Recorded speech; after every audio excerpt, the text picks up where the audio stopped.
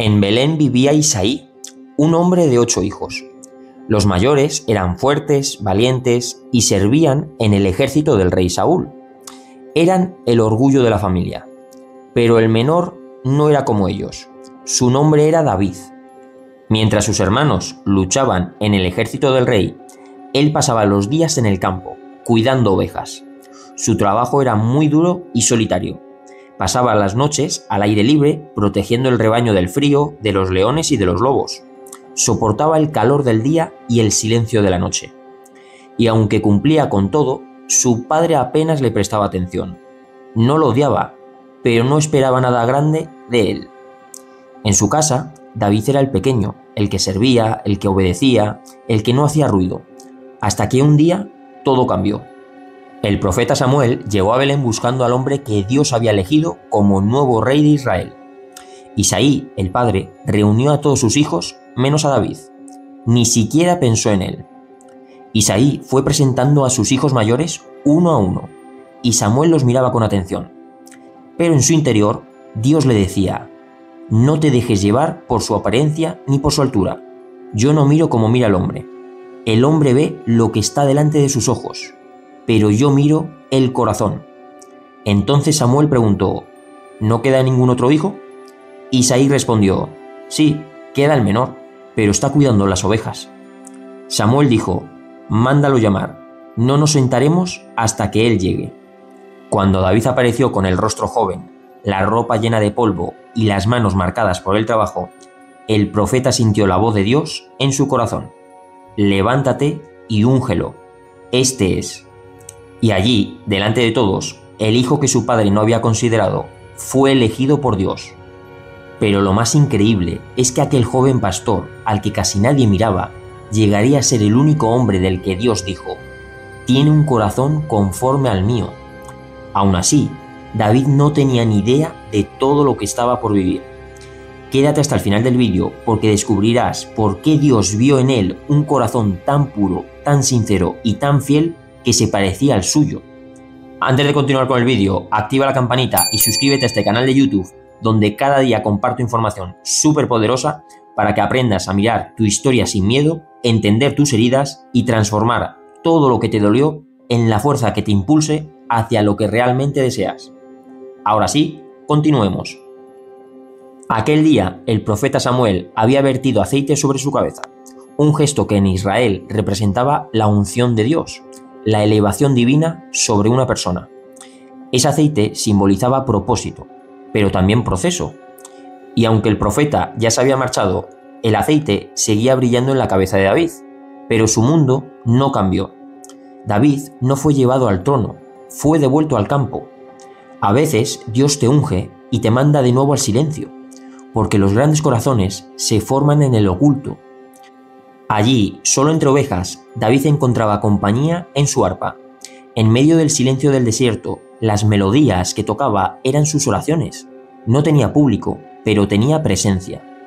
Cantaba sobre el amanecer, sobre el miedo, sobre la fe, sobre un Dios que parecía lejos, pero que siempre lo escuchaba. Día tras día, su voz se hacía más firme y su corazón más sensible. Muchos de los salmos que hoy se leen en todo el mundo fueron escritos por David antes de ser rey, bajo ese mismo cielo de Belén. Allí aprendió que su arpa no era solo un instrumento, sino un puente entre su alma y el cielo. Sus canciones no eran para multitudes, eran para Dios, hasta que un día, esa música, la que nació en el anonimato, llegó al palacio. El rey Saúl sufría ataques de angustia, y uno de sus siervos le habló del joven pastor de Belén, conocido por su valentía, pero también por tocar el arpa con el alma. Cuando David tocaba el arpa, la paz regresaba al corazón del rey. Su música no era sonido, era presencia. La Biblia dice que cada vez que David tocaba, el espíritu malo se apartaba de Saúl. Antes de vencer gigantes con una piedra, David vencía oscuridades con su adoración. Pero la música que un día trajo paz a un rey, también estaba a punto de desatar su mayor guerra. Israel entró en guerra contra los filisteos. En medio del valle de Elá apareció un guerrero gigantesco, Goliat. 40 días seguidos desafió al ejército. Nadie se atrevía a enfrentarse a él. hasta que un joven llegó con pan para sus hermanos y escuchó las burlas del gigante. Mientras todos veían miedo, David vio propósito. ¿Quién es este filisteo para desafiar al Dios viviente?, dijo. Saúl intentó vestirlo con su armadura, pero David no podía ni moverse. Tomó su cayado, su honda y 5 piedras lisas. No necesitaba más. Las 5 piedras no eran por falta de fe, sino porque Goliat tenía 4 hermanos más. David no se preparó por miedo, sino por visión. Corrió hacia el gigante y gritó: «Tú vienes contra mí con espada y lanza, pero yo vengo contra ti en el nombre del Señor». Lanzó la piedra, golpeó a Goliat en la frente y el gigante cayó. El valle entero guardó silencio. El pastor había vencido donde los guerreros habían fallado, y ese día el miedo de un pueblo cayó junto con el cuerpo del enemigo. Todos celebraron al héroe, sin saber que su mayor enemigo no sería un gigante, sino un corazón lleno de celos. La victoria de David recorrió todo Israel. El pueblo cantaba: «Saúl mató a miles y David a 10.000». Las canciones eran como las redes sociales de la época. Lo que se cantaba se difundía en días. Y esa melodía cambió el corazón de Saúl. Lo que empezó como admiración se convirtió en envidia. Mientras David tocaba el arpa para calmarlo, Saúl lanzó una lanza para matarlo. David la esquivó y siguió sirviendo. Esa es la diferencia entre quien busca reconocimiento y quien busca propósito. El rey lo desterró, pero Dios siguió dándole éxito en todo lo que hacía. Y cuando Saúl quiso atraparlo, David huyó al desierto. En ese exilio se unieron a él 400 hombres rechazados y endeudados. David los convirtió en su ejército y los olvidados se transformaron en valientes, porque el liderazgo verdadero no nace del poder, sino del corazón. El fugitivo que huía del rey estaba a punto de tenerlo frente a frente, dormido a sus pies. Un día, mientras se escondía en una cueva, David tuvo frente a él al rey que lo perseguía. Saúl dormía. Sus hombres le dijeron: «Dios te lo ha puesto en las manos». David se acercó y solo cortó un trozo de su manto. En la cultura hebrea, el manto representaba autoridad. Cortarlo era decir: «Puedo quitarte el poder, pero elijo no hacerlo». Desde lejos le gritó: «Pude matarte, pero no quise». Saúl lloró. «Eres más justo que yo», dijo. Pero el odio volvió pronto. Tiempo después, David repitió la misma escena. Saúl dormía con su lanza al lado, David solo tomó la lanza y el agua. Desde una colina le gritó: «Aquí están tus cosas. El Señor me puso en tus manos, pero yo no te toqué». El perdón de David fue su mayor victoria. Siglos después, Jesús, descendiente directo de David, enseñó esa misma lección: ama a tus enemigos. Amar a tus enemigos no te pide que abraces a quien te hiere, sino que no permitas que el odio del otro gobierne tu corazón. El enemigo no siempre es una persona externa. A veces es tu miedo, tu culpa, tu orgullo, tu herida, esa parte interna que rechazas y que sigues combatiendo. Amar a tu enemigo es aceptar tu sombra, comprenderla, honrarla e integrarla. Porque cuando comprendes, sanas, y cuando sanas, dejas de proyectar enemigos. David aprendió esta lección, pero pronto descubriría que su mayor batalla sería contra sí mismo. Si este mensaje está resonando contigo, suscríbete ahora a este canal de YouTube y activa el botón de la campanita, porque cada día comparto reflexiones y herramientas que te ayudarán a sanar tus heridas, romper tus patrones limitantes y reconectar con la fuerza interior que siempre estuvo dentro de ti, para que puedas materializar la vida de tus sueños. Ahora sí, continuemos. Cuando Saúl y su hijo murieron en batalla, David no celebró su caída, la lloró. Rasgó sus vestiduras, escribió un canto fúnebre y ayunó por ellos. Porque aunque Saúl lo había perseguido, David lo honró como el rey que Dios había ungido. Aquel canto se conoce como el Cántico del Arco y a día de hoy se conserva en el libro de Samuel. Después de aquel duelo, los ancianos de Judá se acercaron a David y le dijeron: «Tú eres quien nos guiaba incluso cuando Saúl reinaba. Sé nuestro rey». Así, a los 30 años, David fue ungido rey de Judá y poco después de todo Israel. David reinó 40 años y conquistó Jerusalén y la convirtió en su capital. La llamó la ciudad de David y allí llevó el arca del pacto, el símbolo de la presencia de Dios entre el pueblo. La entrada del arca en Jerusalén fue una celebración única, El sonido de los cuernos resonaba, los sacerdotes cantaban y el pueblo bailaba con gozo. En medio de aquella multitud, el rey David se quitó su manto real y comenzó a bailar con todas sus fuerzas delante del Señor. En hebreo, la palabra usada para bailar significa saltar y girar con gozo desbordante. David no bailaba para exhibirse, sino porque su alma no podía contener tanta gratitud. Había pasado de cuidar ovejas a pastorear un reino, y sabía que todo lo debía a Dios. Su esposa, Mical, lo observó desde una ventana y lo criticó. Pero David respondió con sencillez: «Lo hice para el Señor».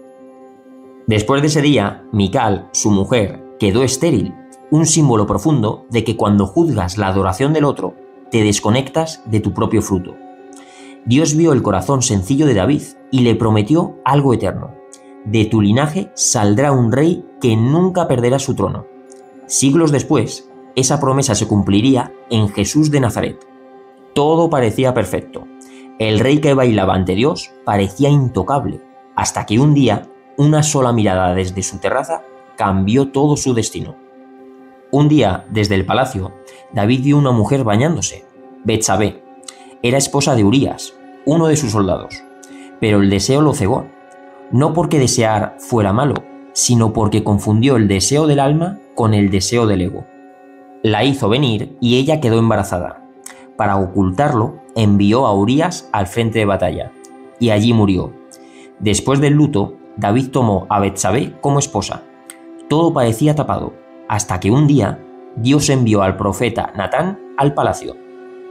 Natán no vino a condenarlo, vino a sostenerle su espejo. Le contó una historia. Había dos hombres en la misma ciudad. Uno tenía de sobra, el otro apenas lo necesario. Pero cuando el abundante necesitó compartir, no lo hizo desde el amor, sino desde la carencia. Tomó lo que no era suyo sin mirar el corazón que había detrás. David escuchó y se indignó. «Ese hombre merece pagar por lo que hizo», exclamó. Y entonces Natán le respondió: «Ese hombre eres tú». En ese instante, David entendió que la historia no era sobre culpa, sino sobre consciencia. Cayó de rodillas, no se justificó, no pidió clemencia y solo dijo: «Perdóname, Señor». De esa rendición nació el Salmo 51, una de las oraciones más sinceras de la Biblia. «Crea en mí, oh Dios, un corazón limpio, y renueva un espíritu recto dentro de mí. No me apartes de tu presencia». David no pidió conservar su trono, pidió recuperar la presencia. Y ahí está la clave: el perdón no borra, resignifica y libera. Lo que era vergüenza se volvió comprensión, lo que era caída se volvió enseñanza. El hijo que tuvo con Betsabé murió, pero de esa misma unión nació Salomón, heredero del trono y antepasado de Jesús. La gracia de Dios transformó la culpa en propósito, y David comprendió que el propósito de caer nunca es castigarse, sino recordarte lo que habías dejado de sentir. Los años pasaron y David envejeció. Ya no peleaba batallas, pero seguía escribiendo canciones. De los 150 salmos de la Biblia, 73 fueron suyos. Cuando quiso construir un templo para Dios, él le dijo que no. «Has derramado sangre, pero tu hijo lo hará». David aceptó y dejó todo preparado: materiales, planos, orden, sacerdotes. El templo que construyó Salomón se basó por completo en los planos que dejó su padre. David no lo vio, pero lo soñó. Antes de morir, reunió al pueblo y le dijo a Salomón: «Sé fuerte, obedece a Dios y prosperarás». Murió lleno de años de honra y de fe, y cuando su cuerpo descansó, su legado siguió vivo. Porque un día, en Belén, la misma ciudad donde había nacido David, nació otro niño, un carpintero, un rey sin corona, Jesús de Nazaret, el hijo de David. Hijo de David es el título más repetido que se le da a Jesús en los evangelios. Dios cumplió su promesa y todo comenzó con un pastor olvidado, con un corazón que amaba sin condiciones, porque el corazón conforme al de Dios no es el que nunca falla, sino el que siempre regresa. Y ese fue el corazón de David. Recuerda que si estás en ese punto donde ya no quieres seguir cargando con los mismos patrones heredados, miedos o creencias limitantes que no te dejan avanzar, quiero invitarte al Círculo Efatá. Nuestra comunidad es un espacio donde cada semana profundizamos en temas como las creencias heredadas, la sanación del niño interior y los miedos más profundos, todo desde una conciencia práctica y moderna. Cada semana tenemos un encuentro en directo con ejercicios para integrar tu sombra y además un grupo privado de Telegram donde compartimos experiencias, procesos y aprendizajes con personas que están en el mismo punto que tú. Si sientes el llamado, te dejo el enlace en la descripción para que puedas unirte. Nos vemos dentro.